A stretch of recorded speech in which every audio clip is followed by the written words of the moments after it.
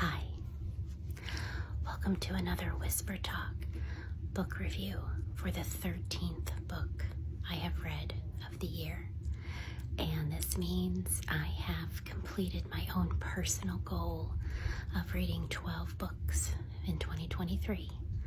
And I'm pretty happy that I already have completed it. And I wasn't just reading to read, I was reading because I wanted to, and I was thoroughly enjoying my choices. Some I didn't enjoy as much, but I'm pleased. So let me show you what this book was. On the Way Home, The Diary of a Trip from South Dakota to Mansfield, Missouri in 1894 by Ingalls Wilder. Confession time. I have never read Little House on the Prairie or any of her other books. I've never even watched the TV show. Don't come at me. This is a young adult juvenile book, but that doesn't mean an adult can't read this and still enjoy it, because after all, these diary entries were written by an adult, so there's no age limit on this book.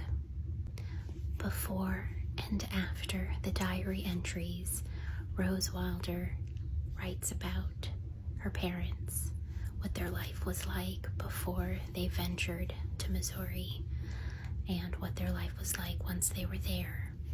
And also in the diary entries, there's some footnotes where she describes in better detail or explains what her mother meant by a specific entry or verbiage. I saw on the reviews both on Goodreads and Amazon that people were a little disappointed by how short this book is and how it was not Little House on the Prairie, but it's right there in the description. It's right there even in the title. It's right there on the back of the book. This is not an installment of Little House on the Prairie, but apparently if you are familiar with Little House on the Prairie, you will actually read this and see scenes from the book, so you know where she got the inspiration from because she lived it, and here's the proof of it. This is very short. I could have finished this in one sitting if I wasn't interrupted and had things to do as a stay-at-home mom, you know. But it's super easy reading, and I admit it's very dry. She gives very factual information, how far they traveled, what time they woke up, what the temperature was, where they crossed, what the fields looked like, who they saw, you know, other immigrants traveling to other parts of the country. It's very to the point, very factual.